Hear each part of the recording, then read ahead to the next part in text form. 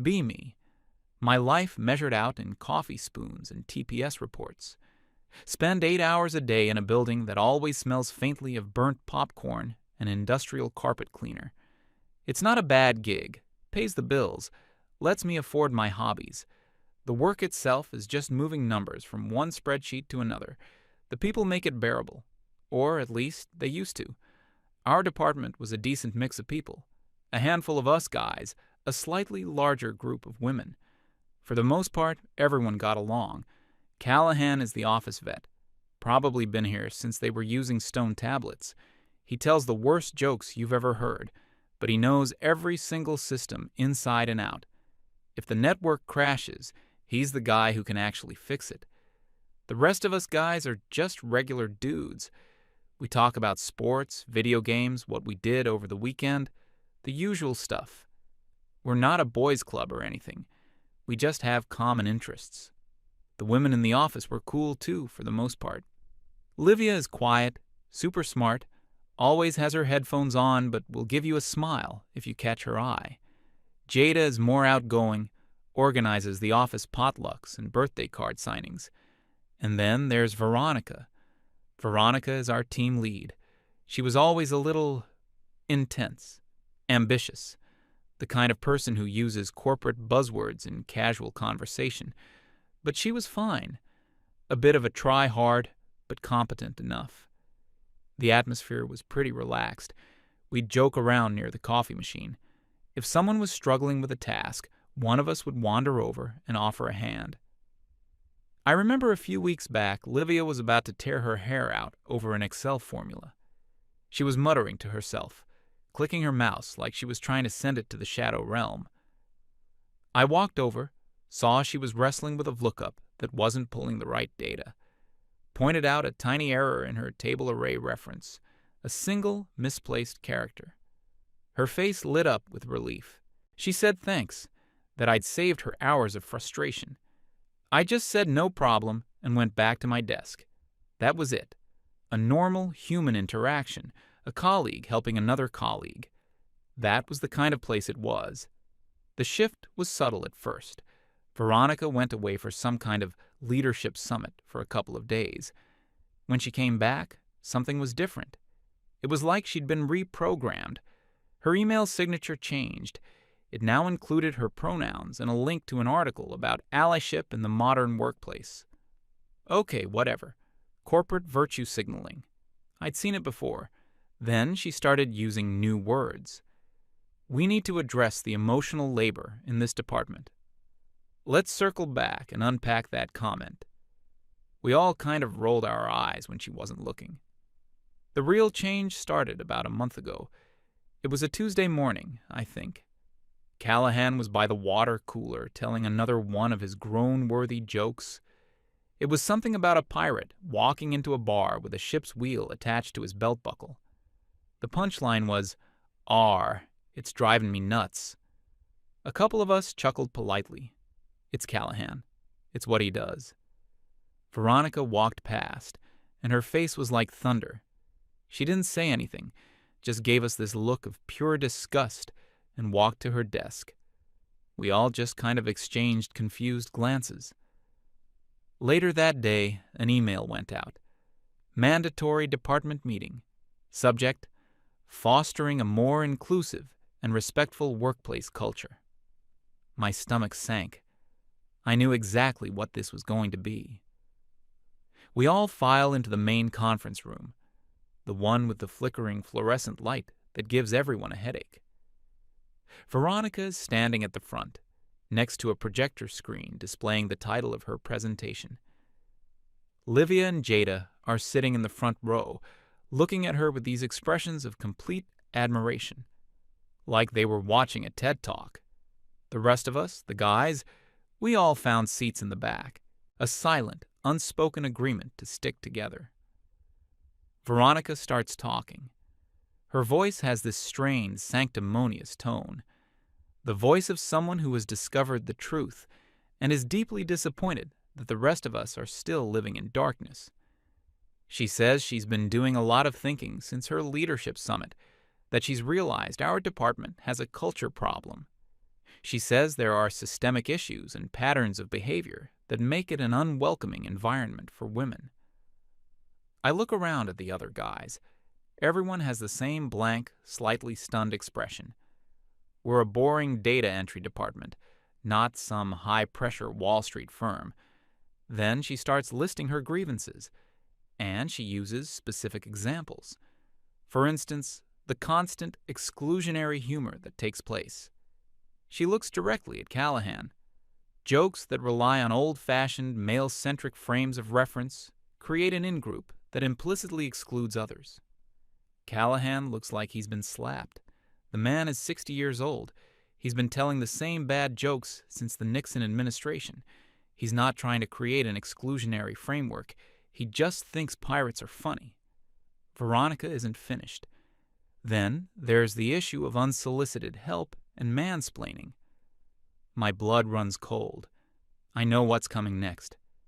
Just recently, I observed a male colleague intervening in a female colleague's work, under the assumption that she was incapable of solving the problem herself.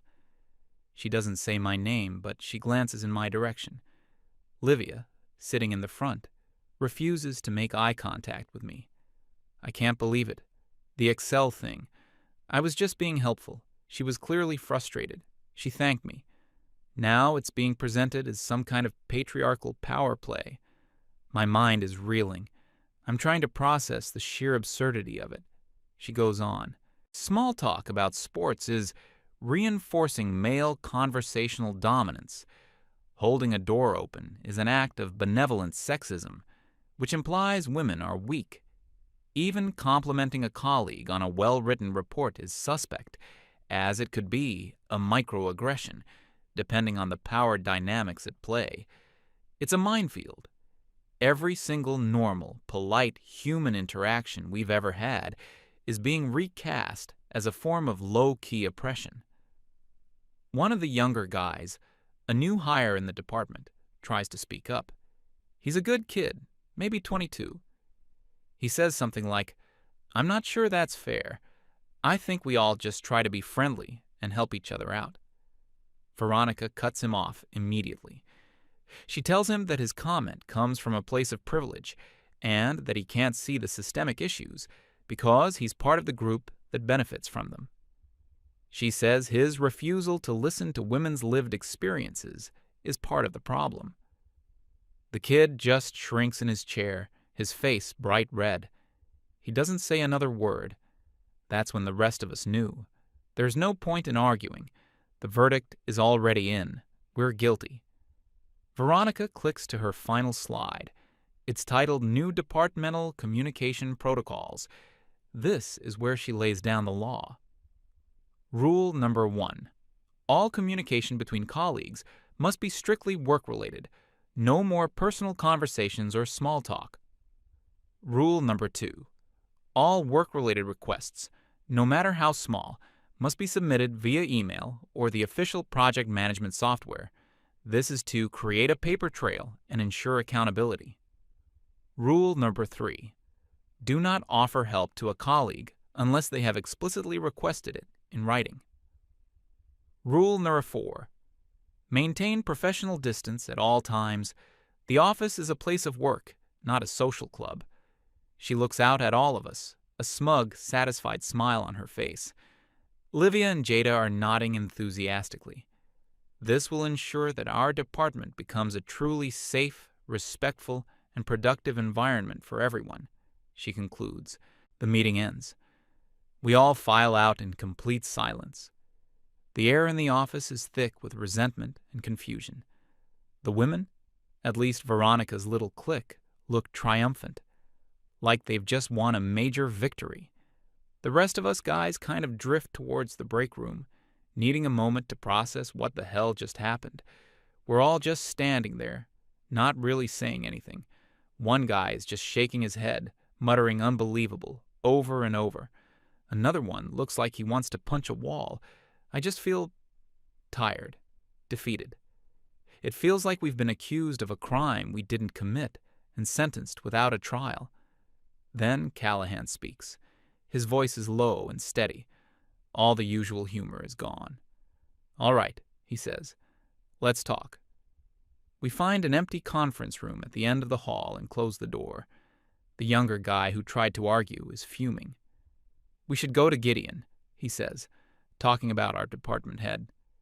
"This is insane. She can't do this." Callahan shakes his head slowly. "And what do you think Gideon will do?" he asks. "He's the boss. He doesn't care about office politics. He cares about productivity and not getting sued." He explains that if we go to Gideon, it'll look like a bunch of guys ganging up on a female team lead who is just trying to implement official company policy from her DEI training. We'll be labeled as resistant to change. Problem employees. HR will get involved. It'll be a whole investigation. And guess who they'll believe? He lets that sink in. He's right. We all know he's right. In the current corporate climate, we'd be toast. Our careers in this company would be over. We'd be the guys who got written up by HR for creating a hostile work environment because we complained about being told not to tell jokes. The despair in the room is palpable. We're trapped. "So what do? Someone asks. "Just take it? Live like this?" "No," Callahan says, a strange, grim look in his eyes. "We don't fight it. We embrace it." We all look at him, confused. She wants a professional, work-only environment. She wants every request in writing. She wants us to maintain professional distance. He looks around at each of us. We're going to give it to her. We are going to become the most ruthlessly efficient, professional, non-social employees this company has ever seen. He lays out the strategy. It's simple. It's beautiful. It's called malicious compliance. From this moment on, we follow her new rules to the absolute letter. No good morning. No, how was your weekend? No eye contact in the hallway. A female colleague asks you a question? You politely tell her to send you an email. You see someone struggling to carry a heavy box of printer paper? You walk right past. She didn't request help in writing. The coffee pot is empty? Not your problem. Making coffee isn't in your job description. We are to become ghosts, cogs in the machine. We will do our assigned tasks, and only our assigned tasks. We will be polite. We will be professional. We will be completely and utterly unapproachable. We're not doing this to be jerks, Callahan clarifies. We're doing this for our own protection. She just handed us a rule book that makes us untouchable. If we follow it perfectly, she can never, ever accuse us of anything again. We're just following her direct orders. A slow understanding dawns on everyone's faces. The anger and frustration begin to morph into a cold, determined resolve. This isn't a rebellion. It's an act of collective self-preservation. We're not breaking the rules. We're weaponizing them. We all agree. A silent pact is formed in that stuffy little conference room. The old office is dead. Tomorrow, a new one is born. I go back to my desk and spend the rest of the day in a haze. I watch Veronica walk around, radiating smug self-satisfaction. She thinks she's fixed us. She has no idea what's coming. The next morning, the change is immediate. I walk in at 8:59 a.m. Usually I'd say hello to whoever was around. Today, I walk straight to my desk. I don't look at anyone. I put on my headphones, log into my computer, and start working. I notice the other guys are doing the same. It's like a silent, coordinated ballet. The office, which is usually buzzing with morning chatter, is dead quiet. The only sounds are the clicking of keyboards and the low hum of the servers. Veronica, Livia, and Jada are standing by the coffee machine, talking in low voices. They keep glancing over at us. They look pleased. They think their plan worked. The first test comes around 10 a.m. Jada needs a file from one of the junior guys on our side of the office. Normally, she'd just walk over and ask for it. It would take 10 seconds. Today, she walks over and stands by his desk. He has his headphones on and is staring intently at his screen. He doesn't notice her. She stands there for a solid 30 seconds, looking increasingly awkward. Finally, she clears her throat loudly. He looks up, a neutral expression on his face. He takes off one side of his headphones.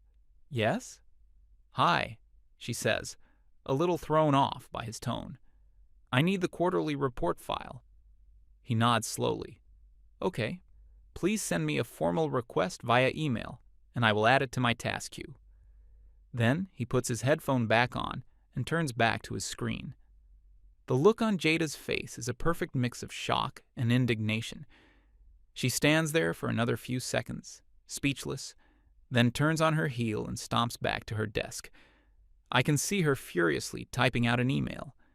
A few of us guys exchange subtle, knowing glances over the tops of our monitors. Phase 1 is a success. Later that day, Livia runs into a technical problem. Her computer is lagging, and a piece of software she needs keeps crashing. Normally, she might ask one of us for a quick look before calling the official IT help desk, which is notoriously slow. I see her getting more and more frustrated. She sighs loudly. She reboots her machine twice. No one moves. No one offers to help. We all just keep typing, immersed in our work, following the rules.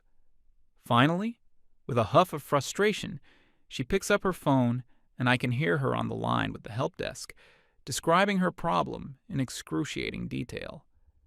She looks over at me once, a flicker of something in her eyes. Annoyance? Disappointment? I can't tell. I just give her a brief, neutral nod and go back to my spreadsheet. I'm not being rude. I am maintaining professional distance. The day crawls by in this new, sterile silence. At 5 p.m. on the dot, something beautiful happens. Every single man in the department stands up, logs off their computer, packs their bag, and walks out the door. No, see you tomorrow. No, have a good night. Just an exodus. We leave Veronica, Livia, and Jada sitting in the silent, empty office. As I walk to my car, I feel a strange sense of peace. This is going to be interesting. The first few days felt like a novelty, a silent protest. By the second week, it had become the new reality. The office was no longer quiet. It was silent. You could hear the hum of the overhead lights. You could hear someone across the room click their mouse. The lack of ambient conversation was deafening. The productivity, which Veronica assumed would skyrocket without all the distracting small talk, started to plummet. A simple question that would have been a 30-second conversation was now a chain of emails with a 2-hour response lag. Projects started to stall. Deadlines were getting pushed. You could almost feel the friction in the air as the gears of our department slowly ground to a halt. Veronica and her crew started to look less smug. Their little victory was turning sour. They had wanted a sterile, professional environment, but they didn't seem to realize how isolating that would be. They had drawn a line in the sand, and now they were the only ones on their side of it. The attempts to bridge the gap started subtly. Jada, who was normally very bubbly, would try to make eye contact and smile at us when we passed in the hall. We'd give a quick professional nod and keep walking, maintaining distance, as per the protocol. Livia tried asking one of the guys about a movie that came out over the weekend. He just gave her a polite blank stare and said, "I'm sorry, I have to get back to this report. If you have a work-related question, please send it to me via email." She looked genuinely hurt. I almost felt bad for a second, but then I remembered the meeting. I remembered being publicly shamed for helping her. The feeling passed. The main event happened on a Wednesday, I think. We all came into the office, and there was a big pink box of donuts on the table in the break room. A little note next to it, written in bubbly handwriting, "Happy Hump Day, V, L, and J." It was a peace offering, a Trojan horse made of sugar and fried dough. In the old days, those donuts would have been gone in an hour. That day, not a single guy went near them. We'd get our coffee and walk right past the box as if it wasn't there. Around lunchtime, Veronica, Livia, and Jada were standing near the break room, watching the untouched box with growing frustration. I heard Veronica whisper, "This is so childish. They're doing this on purpose." Jada said something like, "Maybe they just don't like donuts." Veronica shot her a look. "Everyone likes donuts, Jada." They just didn't get it. We weren't being childish. We were being professional. Social rituals like sharing donuts were not part of our work duties. We were simply following her rules. The donuts sat there all day. By the time we all left at 5 p.m., they were still there, looking sad and stale under the fluorescent lights. The next day, the box was gone. The atmosphere in the office got even colder after that. Veronica's attempts to regain control became more desperate. She sent out a calendar invite for a voluntary midweek team-building lunch. Within 10 minutes, every single man in the department had declined the invitation. Most of us didn't even give a reason, just declined. Callahan, in a stroke of genius, replied to the invitation with a single line, "Thank you for the offer, but my current workload does not allow for non-essential meetings. I will be using my lunch break to ensure my project deadlines are met." He copied our boss, Gideon, on the reply. Checkmate. Veronica had to cancel the lunch. The public humiliation was obvious. She was starting to look stressed.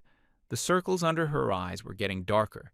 Her perfect, ordered world was crumbling, and she couldn't understand why. She had all the power. She had made the rules. Why weren't we behaving the way she wanted? She thought she was the zookeeper, but she had just built a cage around herself. The breaking point came near the end of the month.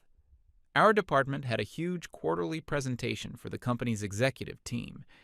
Gideon, our boss, was the one presenting, but our team was responsible for compiling all the data and building the slide deck. It was a high-pressure, all-hands-on-deck kind of project. In previous years, this was when our team really shined. We'd stay late, order pizza, collaborate, and knock it out of the park. There was a real sense of camaraderie. This year, it was a disaster. The email-only communication meant that everything took 10 times as long. There was no quick collaboration. No one was bouncing ideas off each other. It was just a bunch of individuals emailing files back and forth in a sterile, joyless process. The day before the presentation, everything fell apart. There was a major error in the final data set. Some of the core numbers were completely wrong, which threw off all the charts and projections. It was a complex problem, a data corruption issue that required deep knowledge of our legacy database systems. There was only one person in the entire department who could fix something like that quickly: Callahan. Veronica was in full-blown panic mode. The presentation was in less than 24 hours. Gideon would have her head if they had to postpone. I saw her rush over to Callahan's desk. Her face was pale. "Callahan, I have an emergency," she said, her voice trembling slightly. "The quarterly data is corrupted. I need you to look at it right now." This was it, the moment of truth. Callahan slowly turned in his chair. He looked at her with a completely calm, neutral expression. "I understand the urgency, Veronica," he said, his voice level. "Please submit a high-priority ticket through the project management software with a detailed description of the problem. I will address it in the order it was received, according to my current task queue." Veronica looked like she was going to explode. "There's no time for a ticket," she practically shrieked. "I need you to fix it now." A few people were starting to look over. Callahan didn't raise his voice. He just looked at her and said, "Veronica, the new protocols are in place to ensure accountability and a respectful work environment. I cannot deviate from them. It would be unprofessional." He used her own words against her. It was brutal. She just stood there, sputtering, completely powerless. She knew he was right. She knew she had no grounds to force him. She had taken away her own authority. She stormed back to her desk, and we could all hear her furiously typing. Callahan got the official notification from the software about 5 minutes later. He looked at it, looked at his existing task list, and calmly started working on the next item on his list. He didn't get to her high-priority ticket until late the next morning. He fixed the problem, of course. He's a professional. But it was too late. Gideon had to go to the executives and postpone the presentation. The fallout was biblical. Gideon was a very old-school boss. He was a quiet, no-nonsense man who valued two things above all else: competence and results. He didn't care about office culture or emotional labor. He cared about hitting targets. And our department had just failed spectacularly on the most important project of the quarter. The next afternoon, Veronica, Livia, and Jada were seen walking into Gideon's office. They were in there for almost an hour. We all knew what was happening. They were going to try and blame us. A few minutes after they left, Gideon's assistant came out and asked for Callahan and me to come to his office. My heart was pounding. This was the end game. We walked in. Gideon was sitting behind his huge oak desk, looking grim. Veronica was there, sitting in a chair off to the side. She wouldn't look at us. She had been crying. Gideon gestured for us to sit.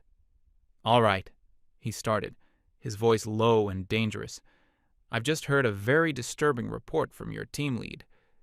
He looked at Veronica. "She tells me that the men in this department have created a hostile and toxic work environment. She tells me you've been engaged in a coordinated campaign of passive aggression and are using silence as a weapon to intimidate your female colleagues." He paused, letting the accusation hang in the air. "She seems to believe this is the reason a critical, multi-million-dollar presentation was delayed, humiliating me and this entire department. So, tell me what's going on." I could feel Veronica staring at us, waiting for us to incriminate ourselves. I looked at Callahan. He was completely calm. He had come prepared. He reached into his leather satchel and pulled out a single sheet of paper. He slid it across the desk to Gideon. "Gideon," he said respectfully, "what you're holding is a printout of an email sent by our team lead, Veronica, a few weeks ago." Gideon picked up the paper and started to read. Callahan continued. "In this email, and the mandatory meeting that followed, we were given a new set of communication protocols. We were explicitly instructed, in writing, to cease all non-work-related communication, to handle all requests through official channels, and to maintain professional distance at all times." He looked Gideon straight in the eye. "We have done exactly that. We have followed our team lead's instructions to the letter. We believed we were being respectful and professional, precisely as we were asked to be." I decided to chime in. "We were told that our previous way of interacting was making our colleagues uncomfortable," I said, my voice steady. "So we stopped. We adapted to the new policy. We have been nothing but professional." Gideon finished reading the email. He put it down on his desk. He looked at Veronica. Her face had gone from tear-streaked and defiant to ashen white.